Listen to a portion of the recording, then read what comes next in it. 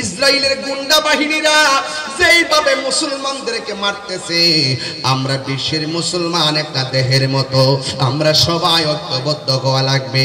আমরা সেহরি খাইয়া ইফতার করি, আর ফিলিস্তিনের মানুষগুলা সেহরি নাই, ইফতার নাই, তারাবি পড়ে। আপনি বুঝতেছেন তো খাবারের জন্য তারা কি করতেছে? এরা মুসলমান, এরা মুসলমান। ছোট ছোট বাচ্চাগুলো কেমনে কান্দে গো, এই কান্নার আওয়াজে রাতে ঘুম হয় না, চোখের মধ্যে পানি চলে আসে। আজকেও যখন ফেনী পার হলাম, ফেসবুকটার মধ্যে যখন দেখলাম ছোট ছোট বাচ্চারা প্লেট লইয়া লইয়া খাবার জন্য হাত বাড়াইতেছে। মুসলমান, কেমনে তোমরা আর কত ঘুমায়া থাকবা, আর কত ঘুমায়া থাকবা? এবার সবাই মিল্লা আপনারা মনে মনে ভাবতেছেন বাংলাদেশে তাইকা কেমনে ফিলিস্তিন যাব। যুবক, ফিলিস্তিন যাওয়ার দরকার নাই।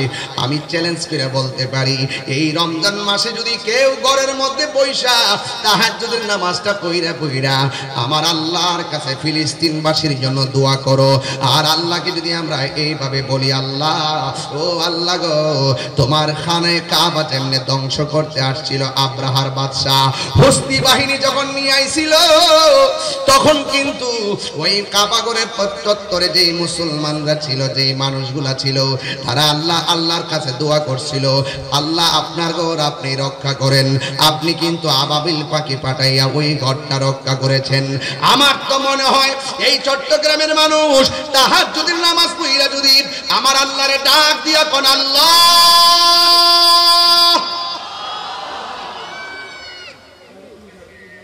আল্লাহ ও আল্লাহ গো, আমার তো মনে হয় তাহাজ্জুদের নামাজটা পড়া চোখের পানি ফেলাইয়া ডাক দিয়া যদি তুই আল্লাহ মুসলমানদেরকে তুমি রক্ষা করো, বা মুসলমানদের প্রথম কিবলাকে তুমি রক্ষা করো, আমার তো মনে হয় বাংলার জমিন থেকে অস্ত্র নিয়া ফিলিস্তিন যাইয়া ইসরায়েলের গুন্ডা বাহিনীর বিরুদ্ধে যুদ্ধ করা লাগবে না। আমার মনে হয় বাংলার জমিনের আশিকের চোখের পানিগুলা ইসরায়েলের জন্য ক্ষেপণাস্ত্র হয়ে যাবে। কথা বলেন ঠিক কিনা? ও আমার চট্টগ্রামের হালি শহরের বন্ধু, কি দিয়া ওয়াজ বুঝাবো, আমার ভাষা নাই। আরে হালি শহরের মানুষ সারাদিন রোজা রাইখা কিসের ঘুম, কিসের খাবার, খোলা ময়দানে আইসা যেইভাবে বসে গিয়েছে, এই বসার দ্বারা আমি দায়িত্বহীন কণ্ঠে বলতে পারি ১৫০০ বছর আগে ওই সাহাবায়ে কেরাম নবীর পিছনে নামাজ পড়ছি, আমার নবীর সঙ্গে জিহাদের ময়দানে গিয়েছে। আরে ১৫০০ বছর আগে সাহাবায়ে কেরাম নবীকে দেইকা দেইকা ভালোবাসা রক্ত দিয়েছে, আর ১৫০০ বছর পরে আমরা কেউ রাসূলুল্লাহকে দেখি নাই। আমার তো মনে হয় না দেইকা যেইভাবে হালি শহরের খোলা মাঠে এসেছেন, আমার মনে হয় ওই সময় যদি আপনারা থাকতেন ওই তীরের বরাবর আপনাদের জিহ্বাটা পাইতে দিতাম, মুস্তাফার গায়ে একটা পাথর লাগতে দিতাম না। জন্ম আমার নবীর যুগে, দুনয়নে রাসূল পাক দেখিলে কেমন হতো, দুনয়নে দেখিলে কেমন হতো, জন্ম আমার নবীর যুগে হলে কেমন হতো। আসিত বেশে হযরতে বেলালের মধুর আযান, সেই আযানে ছিল আমার প্রেম মুগ্ধ রহমান। আসিত ভেসে হযরতে বেলালের মধুর আযান, সেই আযানে ছিল এমন প্রেম মুগ্ধ রহমান।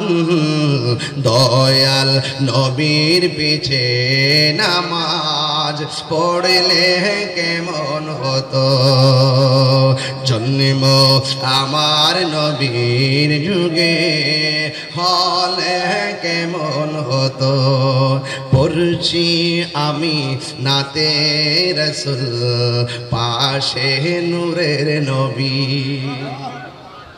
নবী দেখার ক্ষমতা আছে না নাই? আরো বড় করে নবী দেখার ক্ষমতা আছে না নাই? আরে আমার নবী এই হালি শহরের মাহফিল দেখার ক্ষমতা আছে না নাই? আমার নবী আশিকের জানের চাইতে আরো নিকটে আছে না নাই?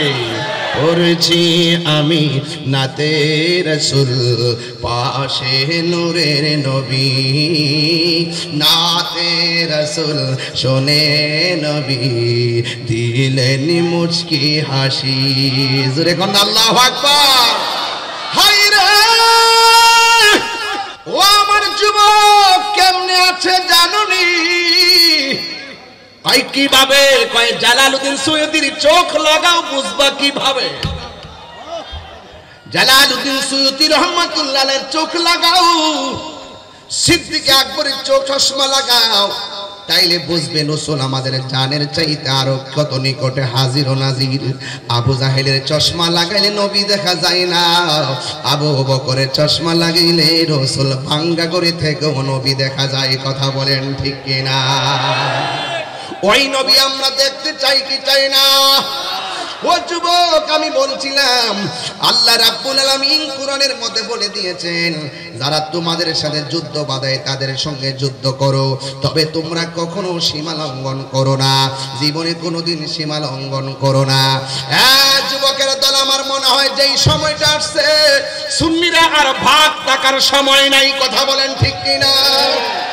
সুন্নিরা আর আলাদা থাকার সময় নাই, সুন্নিরা সবাই ঐক্যবদ্ধ হওয়া লাগবে। আল্লাহ রাব্বুল আলামিন কোরআনের মধ্যে বলে দিয়েছেন, ইয়া আইয়ুহাল্লাযীনা আমানু দুখুলু ফিস-সিলমি কাফা। এই ইমানদারগণ তোমরা ইসলামের মধ্যে পরিপূর্ণভাবে প্রবেশ করো। যারা ইসলামে পরিপূর্ণভাবে প্রবেশ করে এরা ওলি আল্লাহর বিরুদ্ধে কথা বলতে পারে না। যারা পরিপূর্ণভাবে ইসলাম, যারা মুসলমান দাবি করে এরা কোনোদিন মা বাবার বুকে লাথি মারতে পারে না। যারা নিজেদেরকে প্রকৃত মুসলমান দাবি করে এরা ওলি আল্লাহর মাজার ভাঙতে পারে না। ঠিক কিনা বলেন? যারা নিজেকে মুসলমান দাবি করে এরা কোনোদিন রাসূলুল্লাহর বিরুদ্ধে কথা বলতে পারে না। যারা নিজের প্রকৃত মুসলমান দাবি করে এরা কোনোদিন ওলি আল্লাহর বিরুদ্ধে কথা বলতে পারে না। যুবক আল্লাহ বলছেন, ইয়া আইয়ুহাল্লাযীনা আমানু দুখুলু ফিস-সিলমি কাফা।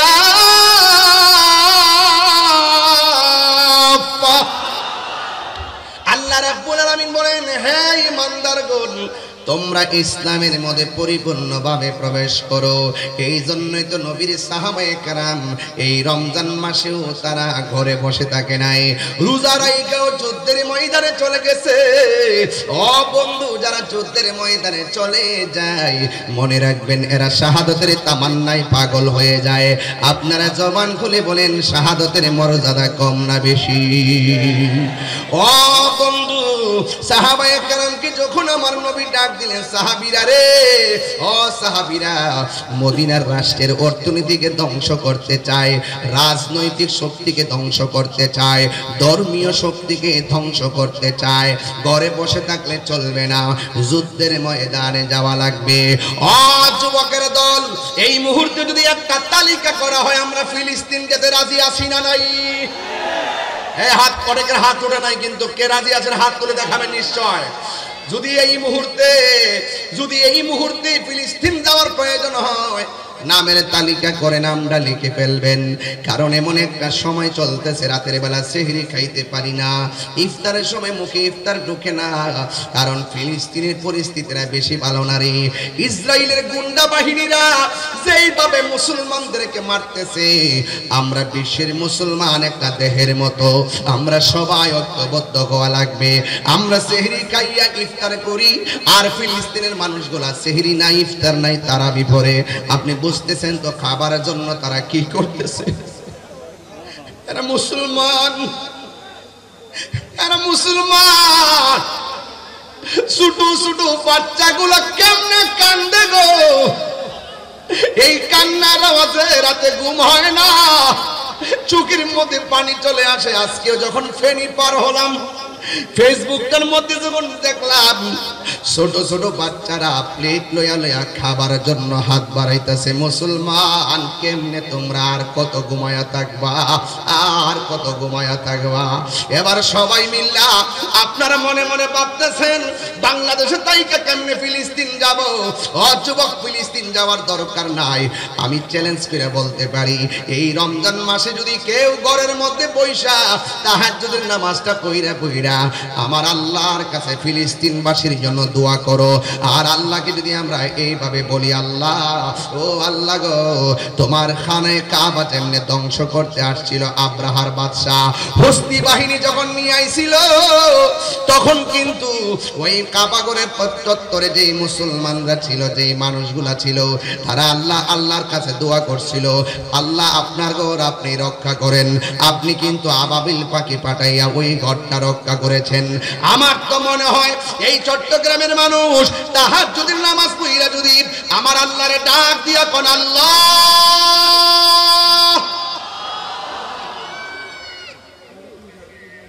আল্লাহ, ও আল্লাহ গো,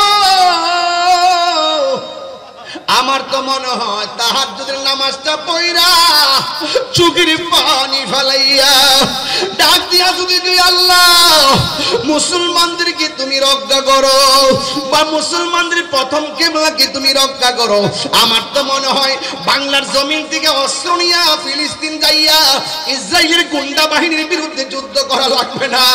আমার মনে হয় বাংলার জমিনের আশিকের চোখের পানিগুলা ইসরায়েলের জন্য ক্ষেপণাস্ত্র হয়ে যাবে। কথা বলেন ঠিক কিনা? এই জন্য যুবক ঘরে বসে বসে দোয়া করেন আর আল্লাহর কাছে বলেন, আল্লাহ মুসলমানদেরকে তুমি রক্ষা করো। ছোট ছোট বাচ্চারা কি কই জানেননি? ঘুম আসে না রে, ঘুম আসে না।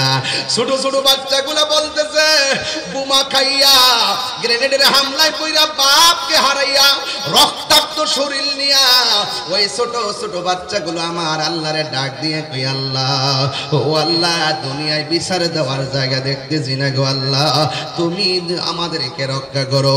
বিচারটা স্বয়ং আল্লাহর কাছে দিয়ে দিচ্ছে। এই ফিলিস্তিনি ছোট্ট ছোট্ট বাচ্চা বুলেটের সামনে কেন দাঁড়ায় যায় জানেননি?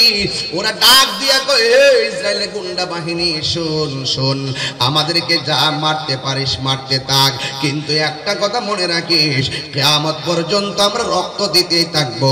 এই রক্তের বদৌলতে মসজিদে আকসা আমরা রক্ষা করব। কথা বলেন ঠিক কিনা? এরা যদি সামনাসামনি এমন ভাবে জীবন দেয়, আমরা কি দুই হাত তুলে তাদের জন্য দোয়া করতে পারি না? এবার দুইটা হাত উপরে তুললে কোন আল্লাহ, এ আওয়াজে মানি না, জোরে বলেন আল্লাহ, আল্লাহ, আল্লাহ। ফিলিস্তিনি মুসলমানদেরকে রক্ষা করো। এই জন্য হাতটা নামায় কন্যা আমিন, আর মায়ার সুরে কন্যা আমিন। এই মসজিদ আকসা কেমন ঘর জাননি? এটা হলো মুসলমানদের প্রথম কিবলা। এই ঘরটা কেমন জাননি? ওই দেশের মধ্যে বহুত নবীগণ হিজরত করে গেছে, আশেপাশে ওই নবীদের মাজারের অভাব নাই। এই মসজিদটা কেমন মসজিদ জাননি? এই মসজিদটার পাথরগুলো দুনিয়ার ইটা ভাটার কোনো পাথর নয়, কোনো রেল লাইনের কোনো পাথর নয়, ইন্ডিয়া কিংবা সুনামগঞ্জের পাথর নয়, জাফলংয়ের পাথর নয়, পতেঙ্গার পাথর নয়। এই মসজিদ আকসার পাথরগুলো সমুদ্রের নিচ থেকে উঠানো হয়েছে। কোনো মানুষের পক্ষে ওই পাথর তোলা সম্ভব না। ওই পাথরগুলো কোনো মানুষ মেশিন দিয়া তোলা সম্ভব না। এই পাথরগুলো আমার আল্লাহ বড় বড় জিন দিয়া নিচ থেকে পাথরগুলা তুলছে। এই প্রত্যেকটা পাথরের গায়ে কি লেখা ছিল জানোনি? প্রত্যেকটা পাথরের গায়ের মধ্যে লেখা ছিল সূরা ইয়াসিন। আর বড় করে কোন আল্লাহু আকবার। প্রত্যেকটা পাথরের মধ্যে লেখা ছিল সূরা ইয়াসিন। আল্লাহু আকবার কোন না কেন? ওরে সবচাইতে বড় কথা কি জানোনি? কারণ এই মসজিদটা এমন মসজিদ যেই মসজিদে আমার নবী মেরাজ মেরাজে যাওয়ার সময় 2 রাকাত নামাজের ইমামতি করেছেন আমার নবীর পিছে 1,24,000 পয়গম্বর মুক্তাদি হয়ে নামাজ আদায় করেছে। মুসলিম বিশ্ব জাগো জাগো শোনো ফিলিস্তিনিদের চিৎকার, মুসলিম বিশ্ব জাগো জাগো শোনো ফিলিস্তিনিদের চিৎকার, সময় এসেছে ঘুরে দাঁড়াবার প্রাণের দাবি আল আকসা। ঠিক কিনা? আপনারা কাছ থেকে বলেন না, ঠিক কিনা বলেন না? মুসলিম বিশ্ব জাগো জাগো শোনো ফিলিস্তিনিদের চিৎকার, মুসলিম বিশ্ব জাগো জাগো শোনো ফিলিস্তিনিদের চিৎকার, সময় এসেছে ঘুরে দাঁড়াবার প্রাণের দাবি আল আকসা, সময় এসেছে ঘুরে দাঁড়াবার প্রাণের দাবি আল আকসা। আকসাই আমাদের চেতনা, আকসা কেড়ে নিতে দিব না, আকসাই আমাদের চেতনা, আকসাই আমাদের প্রেরণা, আকসা কেড়ে নিতে দিব না। দাও জুড়ে দাও ইমানি হুঙ্কার প্রাণের দাবি আল আকসা। মুসলিম বিশ্ব জাগো জাগো শোনো ফিলিস্তিনিদের চিৎকার, মুসলিম বিশ্ব জাগো জাগো শোনো ফিলিস্তিনিদের চিৎকার, সময় এসেছে ঘুরে দাঁড়াবার প্রাণের দাবি আল আকসা, সময় এসেছে ঘুরে দাঁড়াবার প্রাণের দাবি আল আকসা। আর কত ঘুমিয়ে থাকবে তুমি, জ্বলছে পুড়ছে ফিলিস্তিনিদের জন্মভূমি, আর কত ঘুমিয়ে থাকবে তুমি, জ্বলছে পুড়ছে ফিলিস্তিনিদের জন্মভূমি। বদলা নিব এবার জালিমের দুর্গ করে চরখার নারে তাকবীর, এই আওয়াজে মানি না নারে তাকবীর, নারে রিসালাত। বিশ্বের মুসলিম, মুসলিম বিশ্ব জাগো জাগো শোনো ফিলিস্তিনিদের চিৎকার, মুসলিম বিশ্ব জাগো জাগো শোনো ফিলিস্তিনিদের চিৎকার, সময় এসেছে ঘুরে দাঁড়াবার প্রাণের দাবি আল আকসা। ঠিক কিনা? মাথার উপরে উড়ছে শকুন, ঘিরে রেখেছে নয়া ফেরাউন, মাথার উপরে উড়ছে শকুন, ঘিরে রেখেছে নয়া ফেরাউন। কথা বলেন ঠিক কিনা? মুসলিম বিশ্ব জাগো জাগো শোনো ফিলিস্তিনিদের চিৎকার, মুসলিম বিশ্ব জাগো জাগো শোনো ফিলিস্তিনিদের চিৎকার, সময় এসেছে ঘুরে দাঁড়াবার প্রাণের দাবি আল আকসা, সময় এসেছে ঘুরে দাঁড়াবার প্রাণের দাবি আল আকসা, সময় এসেছে ঘুরে দাঁড়াবার প্রাণের দাবি আল আকসা। খবর নিয়ে দেখলাম মা প্রেগন্যান্সি, খবর নিয়ে দেখলাম মা গর্ভবতী, রাতের অন্ধকারে এমন আওয়াজ হয়, আওয়াজের কারণে বাচ্চাটা পেটের ভিতরে নষ্ট হয়ে যায়, বাচ্চারা পেটের ভিতরে একেবারে বিকলাঙ্গ হয়ে যায়, অনেক বাচ্চা পেটের মধ্যে মারা যায়, এমন কষ্টের মধ্যে আছে। আজকেও আমি একজনের সঙ্গে আলাপ করেছি, আমাদের প্রতিদিন একজন লোক যাবেন, আমার সংগঠনের দাওয়াতি মানির পক্ষ থেকে আমি ওই ফিলিস্তিন যেন খাবারটা পৌঁছে এই জন্য একটা তৈরি করেছি। 1 তারিখ ইনশাল্লাহ রওনা দিবে, আমি যা পারি তাই আমি ফিলিস্তিনে পাঠাবো। একটা টিম গঠন করেছি, এক ভাইয়ের মাধ্যমে আমি সেখানে নিশ্চিত করব। আমি আপনাদেরকে বলবো যে যে দিকটা সুযোগ পান, ওই ফিলিস্তিনের মানুষগুলো যখন খাবারের জন্য হাতটা বাড়ায় দেয় তখন এইটা দেখলে আর ভালো লাগে না। আপনি যদি দেন আপনার দেখা দেখে আরো 10 জন লোকে খাবার পাঠাবে। আমরা মুসলমান একটা দেহের মতন, আমাদের গায়ের মধ্যে যদি একটা জায়গায় যদি কোন ইহুদি আক্রমণ করে সব মুসলমান নামতে হবে। কথা বলেন ঠিক কিনা? আমরা রাজি আছি না নাই বলেন? এই জন্য যুবক ওই মসজিদটাকে রক্ষা করার জন্য আমরা আল্লাহর কাছে দোয়া করব, আল্লাহ আপনার ঘর আপনি রক্ষা করেন। আপনারা জবান খুলে বলেন রক্ষা করার মালিক কে? এই আওয়াজে মানি না, জবান খুলে বলেন রক্ষা করার মালিক কে? আমি আগেই বলেছি আমার আল্লাহ পাক বলেছেন তোমরা ইসলামের মধ্যে পরিপূর্ণ প্রবেশ করো। নবী আমার যুদ্ধের ময়দানে গেল, যুদ্ধের ময়দানে যাইয়া রাসূল একদিন একটা যুদ্ধের ময়দানে গিয়ে সাহাবায়ে কেরামদেরকে ডাক দিয়ে বলেন, সাহাবীরা যুদ্ধের ময়দানে তোমরা এসেছো, যুদ্ধের ময়দানে কোনো অসুবিধা আসেনি? সাহাবায়ে কেরাম বললেন, ইয়া রাসূলুল্লাহ, অসুবিধা আছে। কয় কি? কয় আমরা দেখতেছি কাফেররা দাঁড়াইছে এমন একটা জায়গায়, তাদের পিছন দিক দিয়ে সূর্য উঠেছে, আর আমরা এমন একটা জায়গায় দাঁড়াইলাম যে জায়গার মধ্যে আমাদের চোখের সামনে সূর্য উঠে। আমাদের চোখে যখন সূর্যটা লাগে, ওরা যখন পাথর মারে আমরা দেখি না, ওরা যখন তীর মারে সূর্যের আলোতে আমরা সহ্য করতে পারি না, দেখতে পারি না। এবার সাহাবায়ে কেরাম কথাটা বলতে দেরি, আমার নবী, আপনার নবী দুইটা হাত আমার আল্লাহর কাছে বাড়ায়া দিলেন। আল্লাহরে ডাক দিয়া কই, আল্লাহ, আমার সাহাবীরা জীবনের প্রথম যুদ্ধে এসেছে, এমন ভাবে যদি দুনিয়া থেকে বিদায় হয়ে যায়, তোমার ইসলামের পতাকাকে পাহারা দিয়া রাখবে। এই কথা বলার পর আমার নবী, আপনার নবীর মতন মুস্তাজিবুদ দাওয়া পৃথিবীতে কেউ নাই। আমার নবী দুইটা হাত আল্লাহর কাছে বাড়াইয়া দিলেন। হাতটা বাড়াইতে দেরি রে বাবা, আমার নবীর সাহাবীরা তাকায়া দেখতেছেন, নবী আমার হাতটা বাড়াইল আর সূর্যের সামনে মেঘমালা জমে গেছে। মেঘমালা জুইমা সাহাবায়ে কেরামের চোখের মধ্যে ছায়া দিয়ে দিয়েছেন। জোরে কোন আল্লাহু আকবার। আমার আওয়াজ করে রহমতের দোয়া, আল্লাহ পাকের শান্তি আছে না নাই? আরে আল্লাহকে ডাকার মতো ডাকলে শুনে না, কে বলছে? আমরা তো মুখে ডাকি, অন্তরে মুনাফিকি। এই জন্য আমরা অনেক সময় ডাক দিয়ে আমার রবকে পাই না। বন্ধুরে আমার, এই কথা বলার পর সাহাবায়ে কেরাম বলে, ইয়া রাসূলুল্লাহ, এখন আর সূর্য লাগে না, এখন আর সূর্য লাগে না।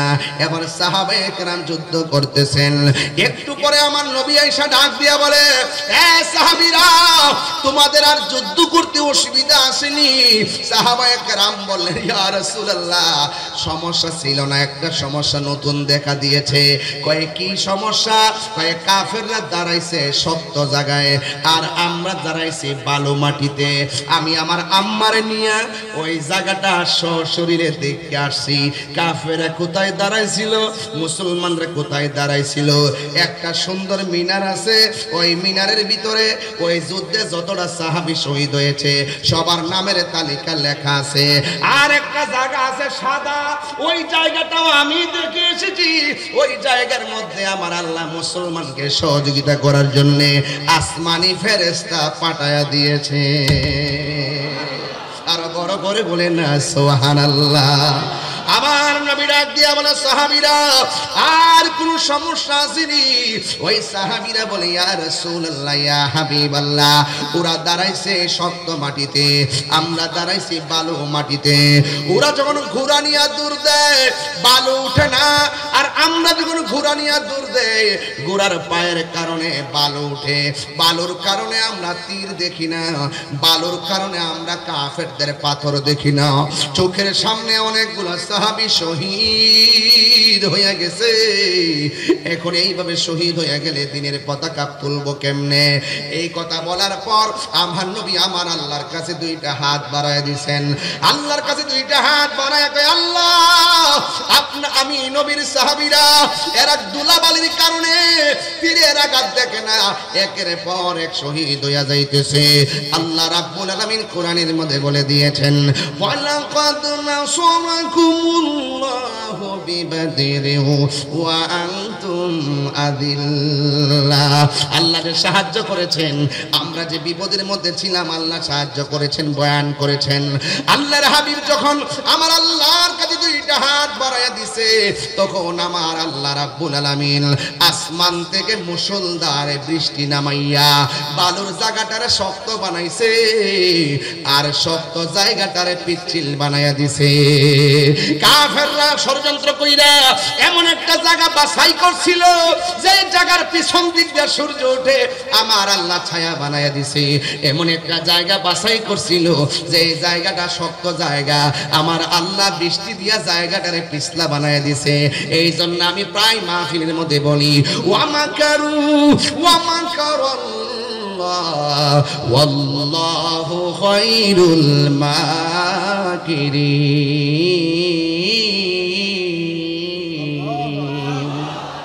ওয়ামাকারু ওয়ামাকারাল্লাহ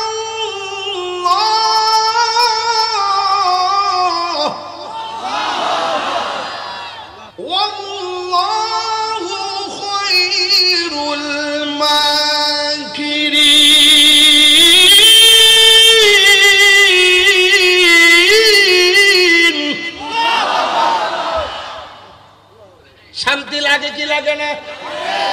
আমি গেলাম হাফেজও না, আমি কিন্তু কারিও না। এই জন্য অনেক মাখরাজ ছুটতে যায়। মন্দ বললেন না, শিখাইয়া দিয়েন। আমি এখনো পড়ালেখা করি। গত পরশু দিনও ব্ল্যাক বোর্ড আনছি কিনা,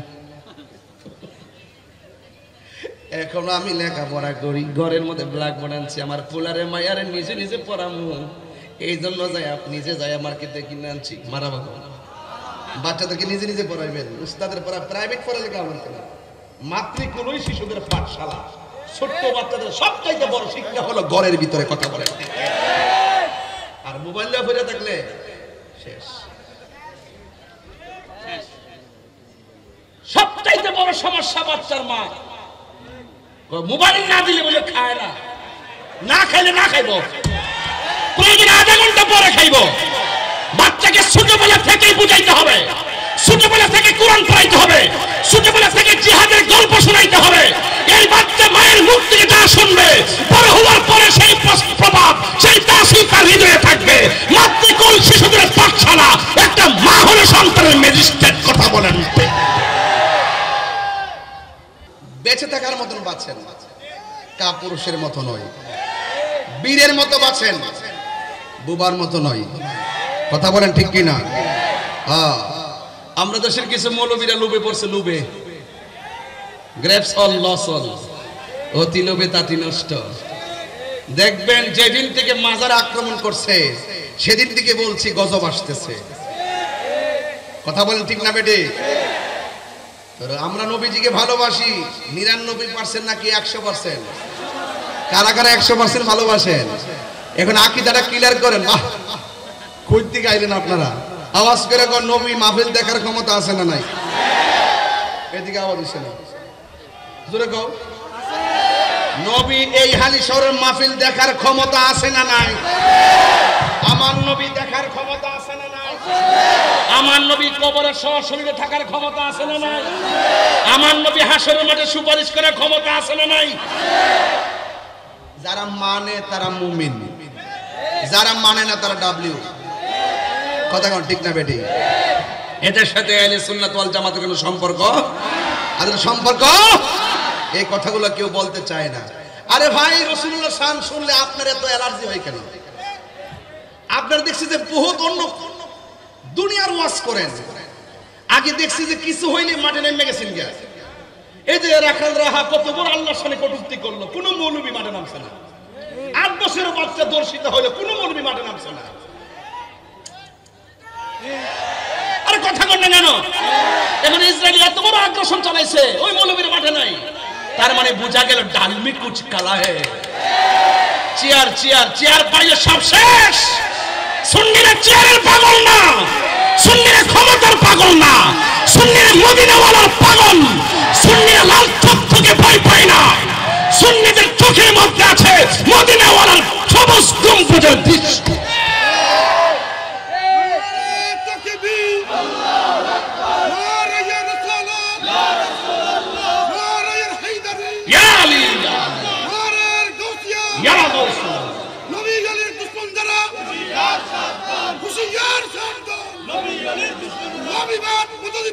নিপাত যাক, নিপাত যাক, নিপাত যাক, নিপাত যাক। এক হও, লড়াই করো, সুন্নিয়ত কায়েম করো। আল্লাহু আকবার বলেন। দুইটা প্রশ্নে বাজার আপোষ করতাম না। পারবেশ বাবার যে দাওয়াত করছো, দুইটা জায়গা কিন্তু আপোষ করব না। আমি পরিষ্কার ভাষা বলে যাই, দুইটা জায়গায় এই মার্চ 26শে মার্চ মহান স্বাধীনতা দিবস, এই দিবসটা আমাদের জন্য অনেক চেতনার। যদি বাংলাদেশের কোন মানুষ যদি বাংলাদেশের স্বাধীন সার্বভৌমত্ব নিয়ে চক্রান্ত করে, এই দেশের ইঞ্চি ইঞ্চি মাটি নিয়ে যদি চক্রান্ত করে, আমরা ছাড় দিব না। ধর্ম নিয়ে যদি কেউ কোনো অপব্যাখ্যা করে, ইবনে আব্দুল ওয়াহাব নজদির এজেন্ডা দেশে বাস্তবায়ন করতে চায়, ইবনে তাইমিয়ার আদর্শ বাস্তবায়ন করতে চায়, আমরা হুসাইনের চেতনা হয়ে রাজপথে দাঁড়িয়ে যাব। কথা বলেন ঠিক কিনা?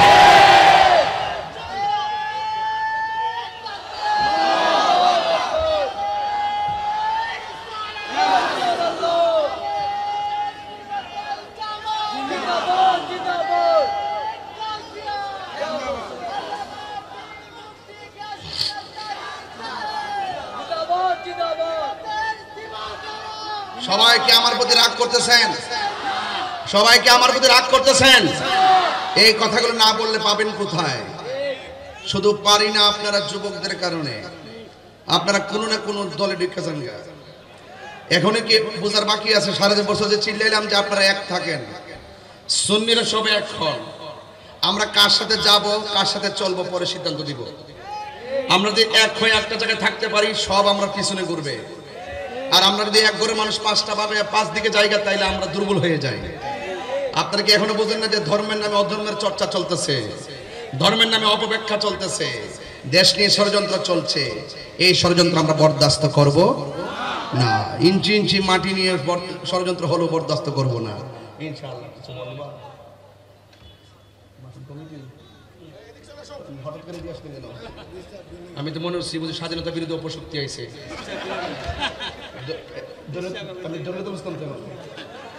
আমার তো একটা বাবাই বসছিল, পরে বেশটা দিক কেন মনটা ঠান্ডা হয়েছে। এটা হঠাৎ করে পিছনে দাঁড়াই গেছে, তাই পেছনে আমি তো এমনি মার্কুল ইসলাম করে না, পরে সাইডে বেশটা আছে। আমরাও তো চেক দেন ব্লাড টেস্ট করে।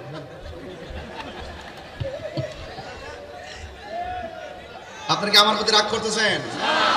আর যদি রাগ করতেছেন, হ্যাঁ, আমি সৃষ্টি তুমি স্রষ্টা, আমার কি বা সাধ্য, যখন তখন উইরা যাইতে এই তাহিরি বাধ্য। দেখ, এগুলো চট্টগ্রাম চলে না, বাদ দিলাম।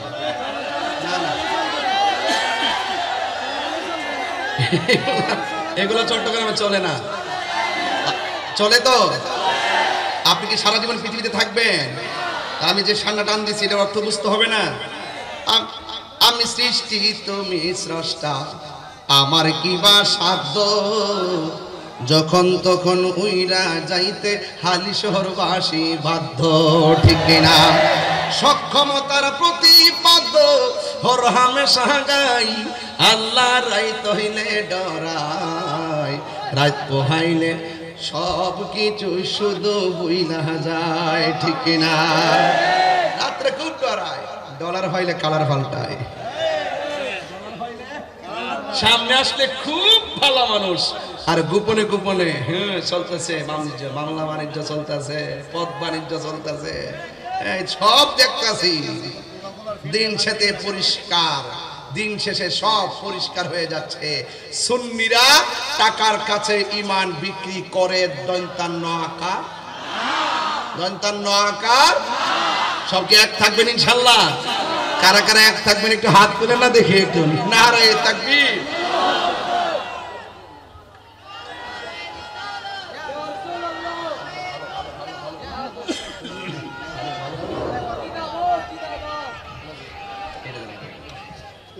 সকলে আওয়াজ করবেন আল্লাহু আকবার। সবাইকে আমার প্রতি কষ্ট পাচ্ছেন? বাঁচলে বাঁচার মতো বাঁচতে হবে না ইনশাল্লাহ। হকের পথে থাকলে সাহায্য করার মালিক কে? আর যদি সাহায্য করার মালিক কে? আল্লাহ রাব্বুল আলামিন বলেন, ইয তাকুলু লিল মুমিনিনা আলাইয়াকফিয়াকুম আইয়ুমিদ্দাকুম রাব্বুকুম বিসালাসাতি আলাফিন মিনাল মালাইকাতি মুরসালিন। আল্লাহ রাব্বুল আলামিন বলছেন, বন্ধু আল্লাহু আকবার বলেন কেন? হ্যাঁ, ওই যুদ্ধের ময়দানে, ওই যুদ্ধের ময়দানে এক সাহাবী, ইয়া রাসূলুল্লাহ, ওরা ছিল শক্ত মাটিতে, শক্ত মাটিটারে পিছলা বানায় দিছে কে? আর যারা বালু মাটির মধ্যে ছিল, এই বালু মাটিটাকে আমার আল্লাহ বৃষ্টি দিয়ে নরম করে দিয়ে শক্ত বানাইয়া দিয়া, আর সাহাবায়ে কেরাম রমজান মাসে রোজা ছিল, আমার আল্লাহ ওই বৃষ্টির পানি গায়ের মধ্যে ফালাইয়া নির্জীব শরীরটারে সজীব করে দিয়েছেন। এরপরে সাহাবায়ে কেরাম যুদ্ধ শুরু করলেন। ওই মুহূর্তে আমার আল্লাহ রাব্বুল আলামিন বলতেছেন, বন্ধু আর কোনো সমস্যা আসেনি? আমার নবী, আপনার নবী বলেন, ইয়া ও আমার আল্লাহ। এবার সাহাবায়ে কেরাম কই, ইয়া রাসূলুল্লাহ, আল্লাহরে বলুন না, আমরা সংখ্যায় বড় কম, কাফেররা সংখ্যায় দ্বিগুণ, এই জন্য পারি না। এরপরে আমার আল্লাহ রাব্বুল আলামিন আসমান থেকে একজন নয় দুইজন নয় সাহাবায়ে কেরামদেরকে সহযোগিতা করার জন্য আমার আল্লাহ 1000 নয় 2000 নয় 3000 ফেরেশতা ময়দানে নামায়া দিয়েছে। তাইলে আপনারা জবান খুলে বলেন এই সাহায্য এখনো চট্টগ্রামে আসে না নাই? এই জন্য ভয় পাওয়ার কোনো কারণ নাই। আল্লাহ বলছেন ওয়ালামু আন্নাল্লাহা মা'আল মুত্তাকিন।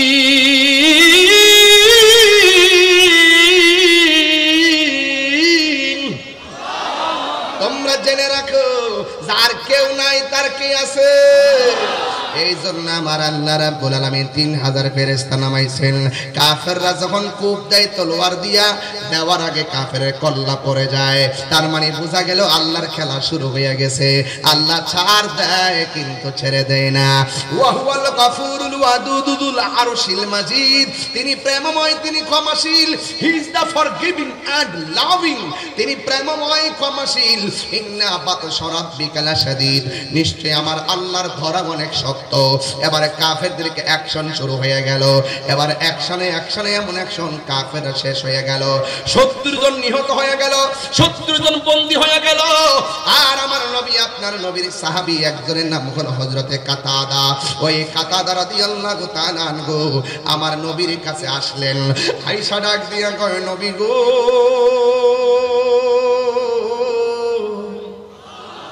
ও মায়ার নবীজি, আমি আপনার পিছনে যুদ্ধ করতে আসলাম। আসার পরে আমি দেখলাম কাফেররা আপনাকে অ্যাটাক করার জন্য কত ষড়যন্ত্র করলো। আমিও তাদের বিরুদ্ধে যুদ্ধ করলাম, কিন্তু যুদ্ধ করতে যাইয়া এক পর্যায়ে এক কাফের আমার চোখের মধ্যে তীর মারছে গো। 2টা চোখ গালের মধ্যে ঝুলে গেছে। ইয়া রাসূলুল্লাহ, আমি বাড়িতে যেতে হবে, আমার নতুন পরিবারকে আমার দেখা লাগবে। আমি যুদ্ধের ময়দানে এসে 2টা চোখ আমি কোরবানি করে দিয়েছি, কিন্তু আমি এখনো জীবিত আছি।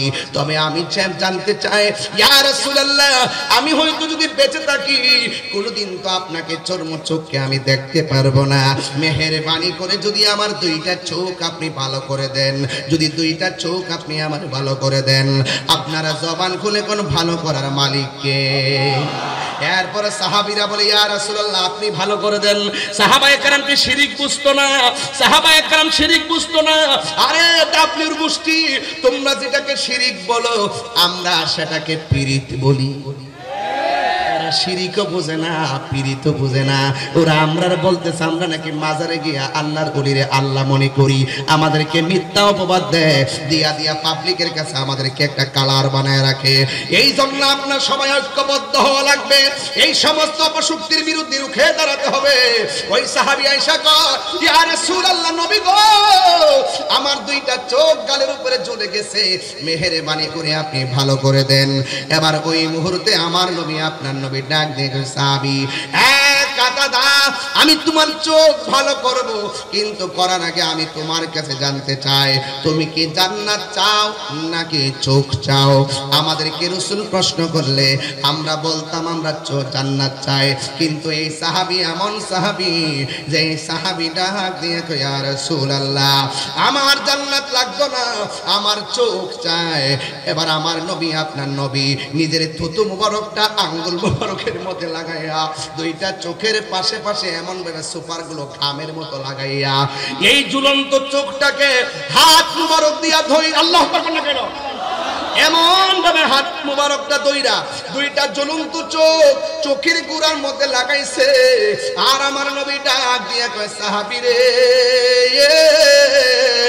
ও সাহাবী, আমি তোমার ঝুলন্ত চোখ 2টা জায়গা বরাবর লাগাইলাম, আমি জানতে চাই তুমি দেখতে শুনি। ওই সাহাবী ডাক দিয়ে কয় ইয়া রাসূলুল্লাহ, নবী গো, নবী গো, নবী গো, আমি আগের চাইতে আরো সুন্দর দেখতেছি।